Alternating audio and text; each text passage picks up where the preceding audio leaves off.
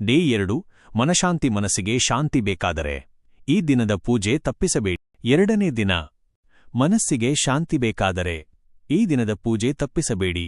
ಅಶಾಂತಿ, ಭಯ, ಗೊಂದಲಗಳಿಂದ ಮನಸ್ಸು ಕಲುಷಿತವಾಗಿರುವಾಗ ಇಂದು ಗುರು ರಾಘವೇಂದ್ರ ಸ್ವಾಮಿಯನ್ನು ಭಕ್ತಿಯಿಂದ ಪ್ರಾರ್ಥಿಸೋಣ. 2ನೇ ದಿನ ಹೇಗೆ ಮಾಡಬೇಕು? ಇಲ್ಲಿ ಸಿಂಪಲ್ ಸ್ಟೆಪ್ ಬೈ ಸ್ಟೆಪ್ ಹೇಳ್ತೀನಿ. 2ನೇ ದಿನ ಮನಃಶಾಂತಿ ಯಾವ ಸಮಯದಲ್ಲಿ ಮಾಡಬೇಕು? ಬೆಳಿಗ್ಗೆ ಸ್ನಾನ ನಂತರ ಅಥವಾ ಸಂಜೆ ಶಾಂತ ಸಮಯದಲ್ಲಿ 6 ಗಂಟೆ ಅಥವಾ 8 ಗಂಟೆಗೆ.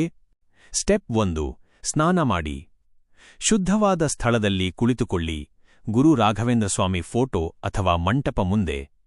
ಸ್ಟೆಪ್ 2 ಒಂದು ದೀಪ, ಎಣ್ಣೆ ಅಥವಾ ತುಪ್ಪ ಹಚ್ಚಿ, ಸಾಧ್ಯವಾದರೆ ಧೂಪ, ಅಗರಬತ್ತಿ ಹಚ್ಚಿ.